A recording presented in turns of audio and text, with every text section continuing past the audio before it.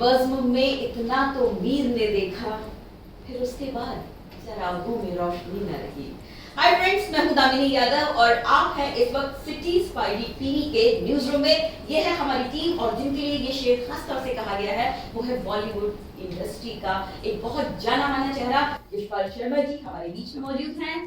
यशपाल शर्मा जी बहुत बहुत स्वागत है। लेकिन ये कहना, इनके इंट्रो को थोड़ा सा छोटा कर देना होगा कि ये सिर्फ बॉलीवुड का ही एक जाना पहचाना चेहरा है। मैं आपको बताना चाहूंगी कि रंगमंच की दुनिया भी जिन स्टार्स की बदौलत सांस लेती है, धड़कती है, उसमें भी यशपाल शर्मा जी का बहुत योगदान है। क्योंकि यशपाल शर्मा जी हमेशा कहते हैं कि मेरी दो आंखें हैं, अगर एक सिनेमा है तो दूसरा रंगमंच है, और रंगमंच को इन्होंने कभी भुलाया नहीं। ये हमारी खुशकिस्मती है कि आज हमारी पूरी टीम के साथ यशपाल शर्मा जी मौजूद हैं। So guys, please welcome Yashpal Sharma.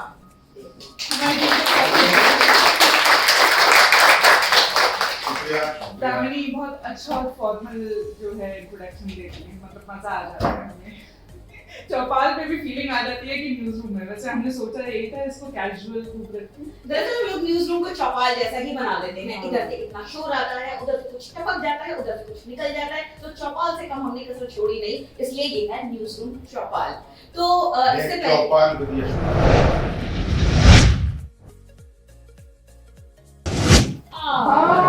Chaupal headline यही चाहिए, फिर माय डायलॉग।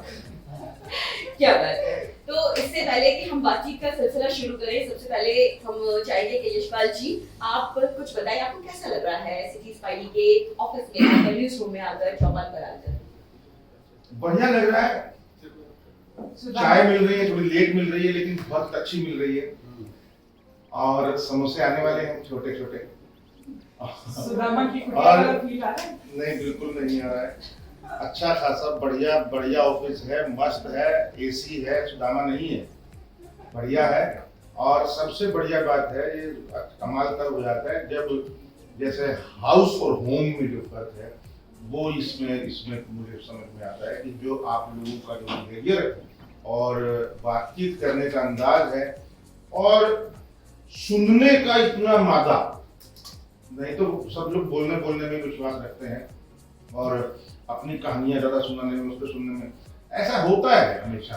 लेकिन एक अच्छी लाइन है, मैंने कल परसों शेयर भी किया था कि जब हम बोलते हैं तो हम वो बोलते हैं जो हम जानते हैं, लेकिन जब सुनते हैं तो हम कुछ नया जानते हैं। यही सी बात है, क्योंकि हमको क्या पता क्या बोला। तो इसलिए तो इसलिए कान से होना बहुत जरूरी है। बिल्कुल, तानसेन की बजाय कान से सुनना बहुत जरूरी है। सुनेंगे भी तो सवाल आएगा नहीं। माहौल फिल्माना हो रहा है तो कहते हैं ना कि वो भूली दास्तां लोग फिर याद आ गई। तो यहाँ से आते आते आप एनएसडी से होकर गुजरे, बंगाली मार्केट से होकर ही यहाँ आना पड़ता है। तो कितना 20 साल 25 साल पुरानी यादें ताजा हुई।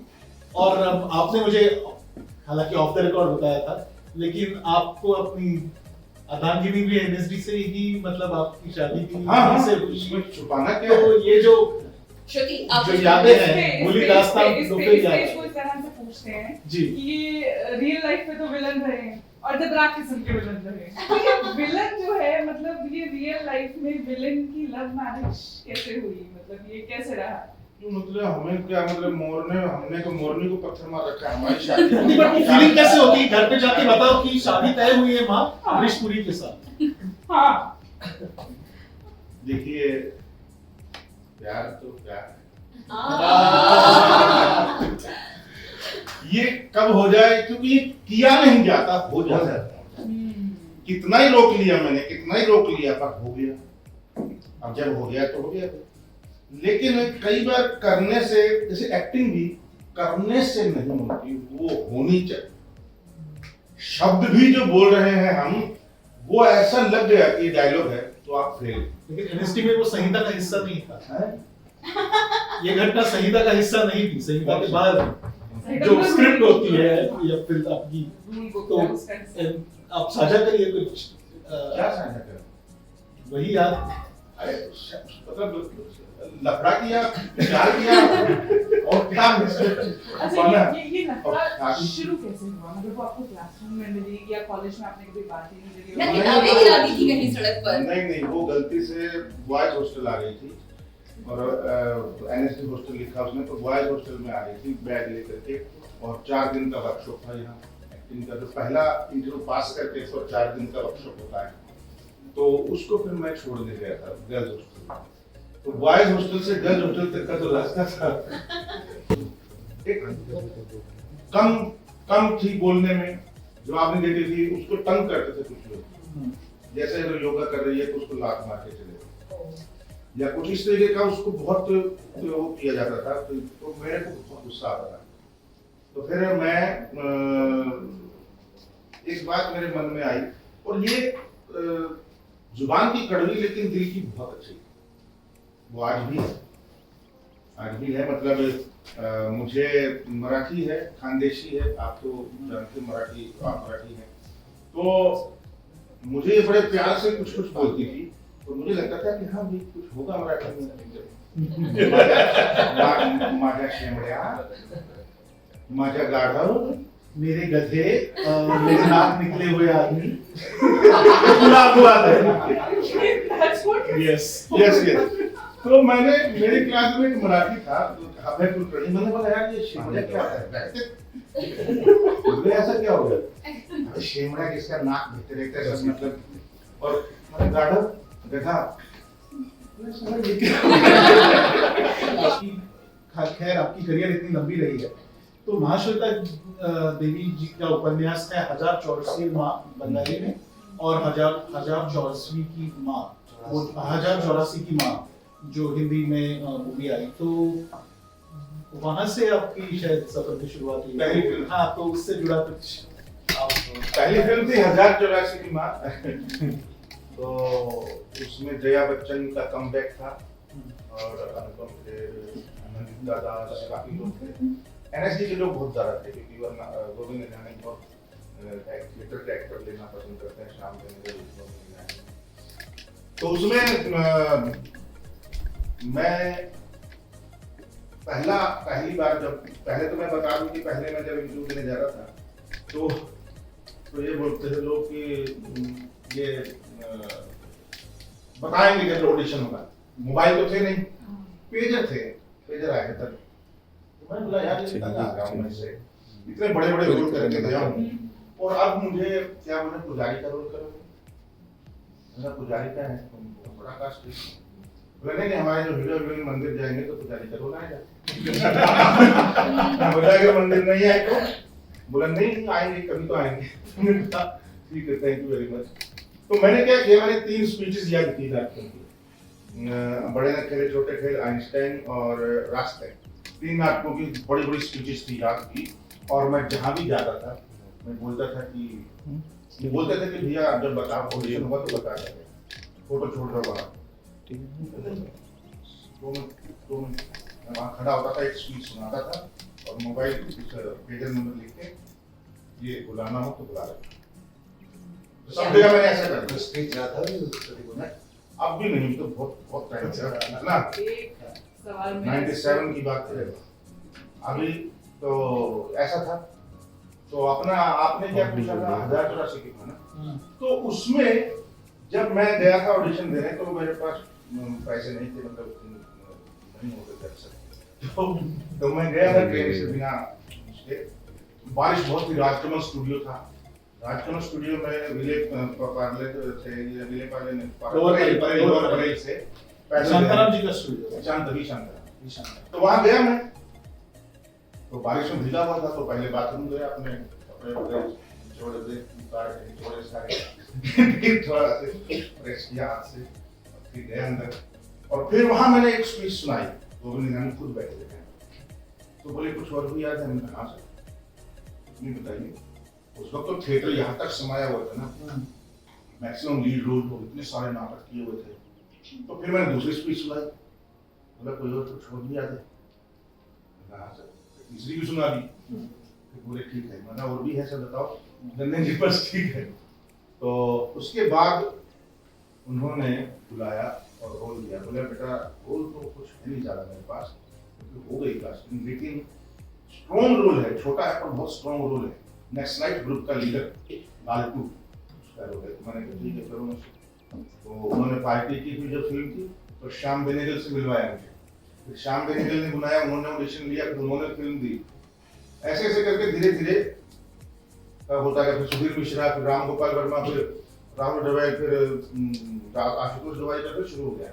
अच्छा, अभी बातचीत के दरमियान आपने कहा कि उस समय थिएटर इतना समाया हुआ था कि ये 2-4 स्पीचेस याद करके किसी ऑडिशन में चले जाना आपके लिए बड़ी बात नहीं थी। तो ये थिएटर आपके अंदर समाने की शुरुआत कब और कैसे हुई?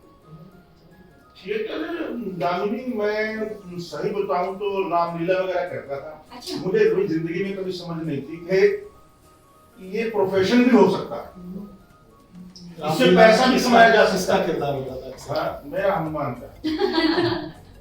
तो हनुमान भी किया है, लक्ष्मण भी किया है, राम भी किया है। रावण छोड़ के। रावण छोड़ के, रावण नहीं किया। कॉमेडी बहुत करते थे हम। मतलब इतना हंसाते थे ना, खड़े हो जाते थे, कुछ भी बोलते थे, इम्प्रोवाइज करते थे। मतलब तो वहाँ राजीव मनचंदा जी यहाँ एनएसडी से पास आउट थे, पीयूष मिश्रा के बैच थे, तो वो हमारे एक साल के थे। उन्होंने उनके साथ फर्स्ट प्ले मैंने इडिपस किया। ग्रीक प्ले है, इडिपस कॉम्प्लेक्स अगर आपको सुना भी हो, मीडिया इडिपस, तो सोफोक्लीज राइट है और उनका नाटक। फिर मॉलियर का फ्रेंच प्ले है, मॉलियर के राइटर है मॉलियर, उनका कंजूस मतलब द माइजर करके प्ले है, वो की काफी सारे प्लेस की बड़े बड़े। तो मुझे लगा कि थिएटर होता क्या है, ये शौकिया करने की चीज नहीं है, इसमें डूबना पड़ेगा। फिर मैंने कसम खाई कि मैं एनएसडी करूं। खैर उसके लिए मुश्किल था थोड़ा, घर के हालात ऐसे थे कि मतलब एक जिम्मेदार होने के नाते आई शुड अर्न। तो मैंने काफी सारे काम भी किए और 3 साल ट्राई किया, एनएसडी में नहीं हुआ, फिर चौथी बार हुआ, पर हो गया। बैटरी लिया, फिर बॉम्बे चला गया।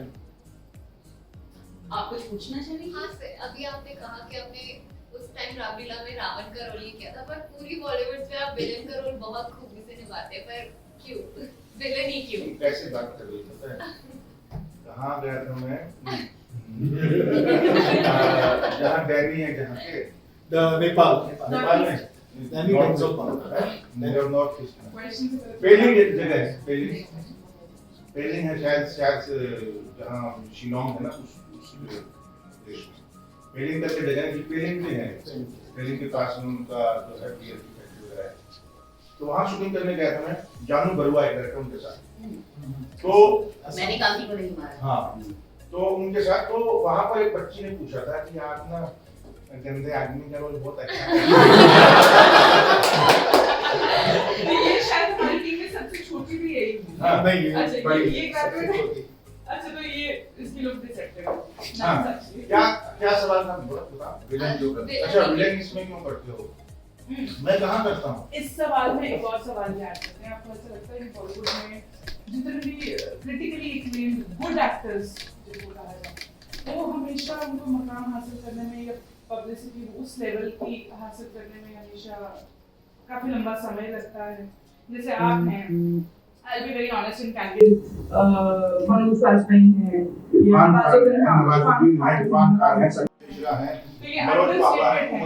बहुत लंबे लोग, ऐसे लोग हैं जिन्होंने बहुत स्ट्रगल किया है, लेकिन उन्होंने अपना पेशेंस नहीं छोड़ी। बहुत बड़ी चीज है पेशेंस।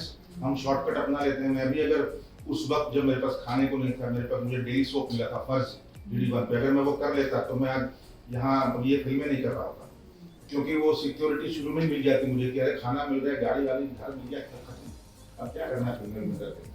तो उस वक्त मैंने मना किया। 80-90 हज़ार रुपया महीने का जो मिल सकता था उस वक्त में, उस वक्त। ये 90s का 98 की बात है, 97-98 की बात है, जब शांति स्वाभिमान ये चल रहे थे, बदलते रिश्ते, इतिहास ये सब चल रहे थे, उन दिनों की बात है। मैं वहां जाकर देखता था जब शूटिंग, तो जैसे शूटिंग का माहौल होता था कि याद है और सही से बोल दिया तो आप अच्छे हैं, कट नहीं आया तो क्या होता है, बहुत फास्ट काम करता है, लेकिन फास्ट काम करता है इससे मैं डर गया, क्योंकि जो भी फास्ट करता है ना काम, अरे 15 दिन में फिल्म उड़ा दी मैंने। आपने इतनी बढ़िया उम्दा स्क्रिप्ट्स की बात की, एनएसडी में एक दर्जे का काम होता है, और फिर ये शिकायत बॉलीवुड फिल्मों से होती है कि अक्सर वो फॉर्मूले से जुड़ जाती है। और अभी हमने 1 साल के लगभग में देखा कि इतनी सारी वेब सीरीज और इतनी सारी कथाएं, कहानियां, एक्सपेरिमेंट्स नए नए हो रहे हैं, तो आपको क्या लगता है कि अच्छा साहित्य वापस आ रहा है फिल्मों में, या जो भी हम विदा करते हैं ओटीटी प्लेटफॉर्म्स के जरिए? बिल्कुल आ रहा है, बिल्कुल आ रहा है। ओटीटी प्लेटफॉर्म ने बहुत लोगों को मौका दिया है, डायरेक्टरों को, राइटरों को, एक्टरों को, सब लोगों को सारे इतना रोजगार दिया है। नो डाउट बहुत बहुत पॉसिबिलिटीज बढ़ी हैं, लेकिन मुझे प्रॉब्लम कहाँ लग रही है कि यंग जनरेशन को जो चीज भटका रही है, गलत टाइप के रिश्ते मैन वुमेन के, है ना, पता नहीं दादा समान है, कोई वो है, कोई ये है, कोई बाप के समान, कोई ये है, फलाना ढीला, पता नहीं क्या क्या हो रहा है। और गालियां जो ठूसी जा रही है, मैं ठूसने की जो बात कर रहा हूँ, जरूरत नहीं है जहाँ पाताल लोग भी था, उसमें भी थोड़ी बहुत गालियां थी, लेकिन गालियां लगती नहीं। और भी आपको बहुत सारी सीरीज मालूम होंगी जिसको गालियां लगती हैं, वो परिवार का हमारा जैसे तो इस तरीके से। खैर मैं ये नहीं कहता कि बिल्कुल श्री राम कहानी करो या मतलब वैसे वाली करो, और भी तरीके हैं, लेकिन मैं कह रहा हूँ अगर आपका गुस्सा जायज है, कन्विंसिंग है, तो गाली अगर निकल भी गई तो गाली लगेगी नहीं। डायलॉग के जरिए तो हम इन्हें जानते ही हैं, लेकिन यशपाल जी साहित्य पढ़ने, साहित्य को समझने, उसकी परख भी रखते हैं, समझ भी रखते हैं और बहुत कुछ ज्ञान भी रखते हैं। गुलजार साहब का एक प्रोग्राम था, तो वो उसमें यही कहते थे कि गुलजार साहब जब बात करते, सौमित्र वो कवि है वहाँ, तो वो कहते हैं कि गुलजार साहब बात करते हैं, किशोर कर रहा है, तो वो बात करते हैं तो उसकी कविता हो जाती है, तो वैसे सर बात करते हैं तो उसका किस्सा कहानी बन जाता है। तो मुझे लगता है ये बहुत ही कुदरती ये सहजता है, सहजता सबसे मुश्किल है जी। जब इंसान के अंदर सहजता आ जाए ना, सरलता, वो सबसे कठिन काम है। वो अनुभव के बाद आता है जो गुलजार साहब, मैं उनके 4 नाटक किए, 4 बार उनके साथ काम किया, वो हमको बहुत देखने में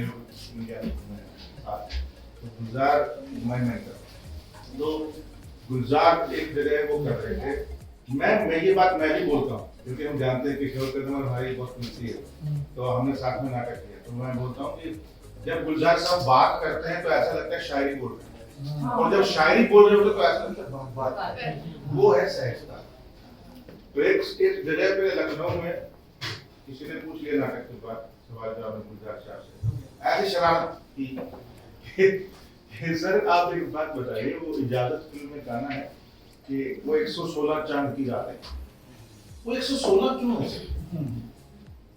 अब सब हंस पड़े, गुलजार साहब बड़े हाजिर जवाब बोले नहीं बेटा वो 117 की गलती हो गई।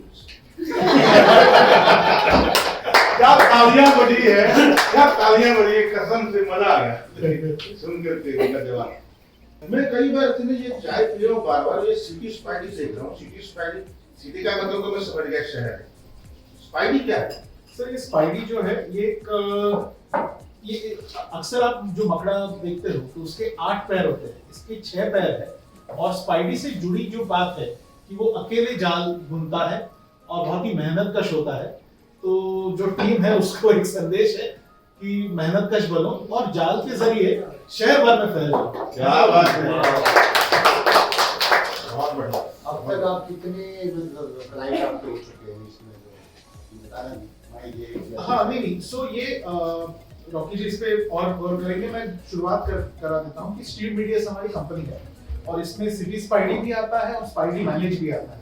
तो 200 दिल्ली एनसीआर में ऐसी सोसाइटियां हैं जिसपे ये ऐप चलता है। तो ये ऐप करता क्या है, आप हमारे मेहमानों को समझाइए। बेसिकली क्या सर, इसके पीछे मेरा जो थॉट था ये प्रोडक्ट को बनाने से, कि पहले मैं सोच रहा था कि जो हमारा आज तक का मीडिया हाउस है, ये मीडिया कवर करती है, वो बेसिकली प्रिंट मीडिया और टीवी मीडिया थी, तो वो जो इशू को छोड़ दे रहा था, जो प्रॉब्लम को छोड़ दे रहा था, उसको हम लोग ने रेज करना शुरू कर दिया। और वो रेज क्या था कि आपके नेबर के बारे में, आपके सोसाइटी के बारे में ये इशू हम लोग रेज करना शुरू कर दिया। ये हमारे इंग्लिश में पहले हम लोग स्टार्ट किए थे ये। उसके बाद मेरा जब थॉट आया कि हम सोसाइटी का इशू रेज कर रहे हैं लेकिन उसको कोई सॉल्यूशन नहीं मिल रहा है, तो सॉल्यूशन इंपॉर्टेंट था मेरे लिए, तो उसके लिए मैंने एक स्पाइडी मैनेज ऐप को डेवलप किया, टेक्नोलॉजी वाइज सोसाइटी को मैनेज करने का। ये लगान आपकी विश बैनर की पहली फिल्म है, तो एग्रीमेंट हुआ आपके साथ, कैसे क्या आपका सिलेक्शन हुआ, क्या पेमेंट की कुछ बात हुई, कुछ है ऐसा? आपने वो किस्सा कहीं सुना है और आप जानबूझ के दंगलबाजी कर रहे हैं? गूगल बाबा हमारे तो से जुड़े किस्से मुझे लगता है ये डिस्कस करना इसलिए जरूरी है क्योंकि हमारे बच्चे जो आजकल नई यंग जनरेशन जा रही है इसमें, उनको भी पता लगे कैसे कैसे किससे झेल के इतना संघर्ष करके इंसान आगे जी, बढ़ता जी, है, जी, क्या जी। मिलता Please है। बताइए। नहीं, मुझे पेजर पे मैसेज आया था कि please contact Aamir Khan production Clementina. एक तो क्लेमेंटिना नाम ही अजीब सा है, तो शायद क्रिश्चियन नाम है। मुझे लगा किसी ने मजाक किया है आमिर खान पर। वहाँ तो लगान की कास्टिंग चल रही है, वो हुआ तो कब से चल रही है। तो मैंने पेजर पे मैसेज है तो मैंने फोन किया क्लेमेंटिना को, बोली कि हाँ आप कल एक बार मिलने आ रही है, आशुतोष तिवारी पर मिलना चाहते हैं आपसे। तो रोल कुछ होगा नहीं, खड़ा कर दें कहीं पे। तो मैं गया, आशुतोष तिवारी कर रहे हैं आमिर खान के ऑफिस में। एक कमरा अंदर गए हम दोनों और बंद कर दिया और बोला नोबडी विल डिस्टर्ब मी। और तकरीबन 3.25 घंटे खड़े होकर के, मैं बैठा था कुर्सी पर, खड़े होकर ऐसे चल के उसमें स्टोरी सुनी। उसके बाद ऐसे नहीं, सिर्फ मेरा कैरेक्टर नहीं, पूरी फिल्म सुनाई। तो मेरे को अभी रोंगटे खड़े हुए हैं, क्योंकि मैं भी कहानी ऐसे ही सुनाता हूँ, सच बता रहा हूँ। क्योंकि अंदर आपकी घुसी होनी चाहिए। अगर आप कोई रोल कर रहे हो और आपको रात को अच्छी नींद आ रही है तो इसका मतलब कहीं गड़बड़ है। बिल्कुल हाँ, तो वो होना ही चाहिए। तो मैं गया अगले दिन, तो कहानी सुनाई और मैं सुनते सुनते सोचा यार इसमें ये वाला रोल अगर मिल जाए ना, आमिर खान के बाद यही है लाखा खान। तो सुन ली कहानी में, बोला रोल कौन सा मिला, लाखा। एकदम ऐसे। अच्छा मैं जब तो बोला ठीक है अभी फाइनल नहीं हुआ है, ऑडिशन देना पड़ेगा। चलो ठीक है। फिर आमिर खान के घर पे गए, ऑडिशन दिया। आमिर खान रहमान के पास ऑडिशन देखते ही आशुतोष तिवारी ने उसको सेंड कर दिया आमिर खान के पास, और तुरंत यस हो गया। और मैं नीचे उतर के बिल्डिंग से बाहर ही निकला था, ऑटो में बैठ ही रहा था स्टेशन के लिए कि मैसेज आ गया, पेजर पे सॉरी मैसेज आ गया कि यू आर सिलेक्टेड और प्लीज कम टुमारो फॉर पैसे की बात करने के लिए। मैंने सोचा यार 1 लाख तो मांग लाख कभी देखे नहीं। मैंने 1 लाख तो मांग लूंगा, कुछ भी हो जाएगा। फिर मैं बोला मना कर दिया तो मैं 80,000 मांगूंगा, ये जगह 50,000। हालत ये थी कि 20,000 भी लेते तो मैं कर लेता। मैंने कहा यार रोल नहीं मिलेगा, ये काम है नहीं कुछ जगह और बड़ा प्रोडक्शन है, इतना नाम सुना है, लगान कर रही है। तो मैं गया, जैसे ही उनकी वाइफ थी जो उन्होंने किरण नहीं, अब पहले थी वो रीना दत्ता। तो वो बैठी थी और वो मेरे सामने बैठी थी, बोले यशपाल हमारे पास ना बजट ज्यादा नहीं है, हम सिर्फ 1.5 लाख रुपए दे रहे हैं सबको। मैं बोला नहीं मैडम 2 लाख तो देना पड़ेगा, इतना बड़ा रोल है। बोला अच्छा ठीक है साइन कर दो। वाह क्या बात है। मतलब अगर मैं 10 लाख भी मांगता तो मिलता, ऐसा नहीं था वहाँ, क्योंकि अच्छा खासा रोल था, अच्छा खासा प्रोडक्शन था, 5.5 महीने का काम था। तो मैंने कहा ठीक है चलो छोड़ो, जितना मिल गया। जितना मैं तो 1 लाख भी सोचा था, 2 लाख मिल गया तो काहे इतना चिंता कर रहे। उसके अलावा कोई एक नसीहत उन सब के लिए जो थिएटर करना चाहते हैं, या आपने अभी तक अपने एक्सपीरियंस से जो भी सीखा और आप हम जैसे को जो थिएटर में जाना चाहते हैं, या कोई भी उन्हें आप कोई भी क्या रवि कवियत्री है, पंजाबी में भी लिखती है, हिंदी में भी लिखती है और थिएटर में भी। जी तो मेरे दिमाग में सबसे पहले सवाल है सिटी स्पाइडी छोड़ दी लेकिन अपने पैशन के लिए जरूर कर दी। जी दैट्स राइट। नहीं ऐसा है, देखो जो वो मेरी फिल्म में डायलॉग है, तो माँ बाप रोकते हैं बच्चे को कहीं अभी जब टाइम आएगा तो कर लेंगे, वही तो नहीं है कि टाइम। तो मान सिंह गुरु जो जिनके साथ जाना चाहता था वो बोलते हैं आराम से अंधे हैं, वही है असुरी राम। तो जो होना है वो तो होके रहेगा, आप कितना भी रोक लो, कितना भी कुछ कर लो, जो होना है वो तो होके रहेगा। अगर आपके अंदर पैशन है, आग है और है जुनून, तो दुनिया की कोई ताकत नहीं रोक सकती आपको वो काम करने से।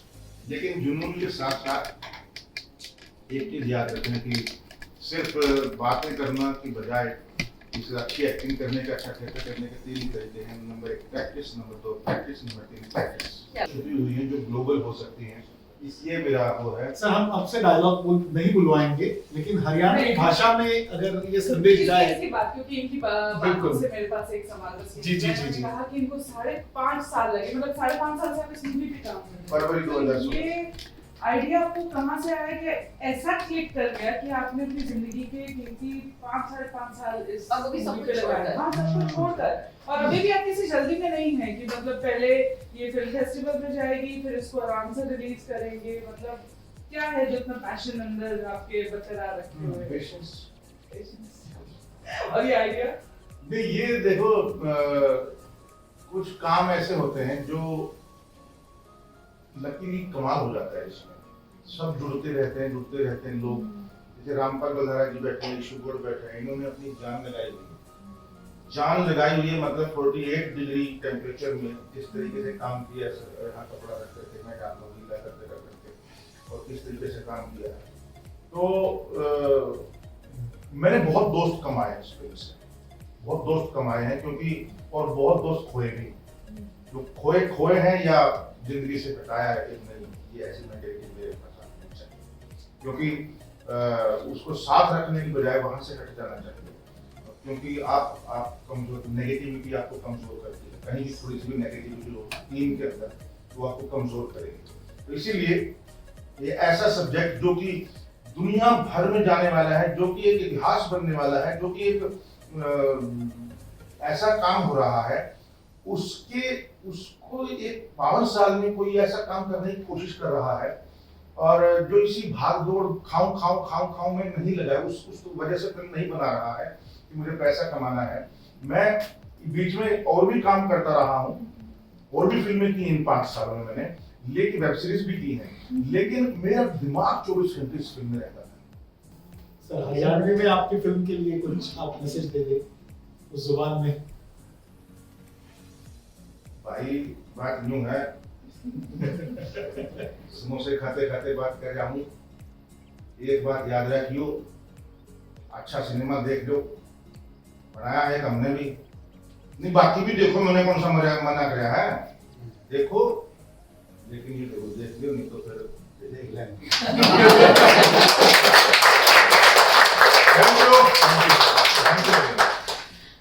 एक अच्छी संगत या एक अच्छी किताब, दोनों की अपनी अहमियत होती है, और वो अहमियत इस तरह से कि कई बार आप यूनिवर्सिटी में बहुत साल नहीं बिता पाते, लेकिन एक अच्छा सबक कोई एक अच्छी संगत दे जाती है, जैसा इस चिट चैट में चौपाल पर हमने महसूस किया। तो इस तरह की थैंक यू।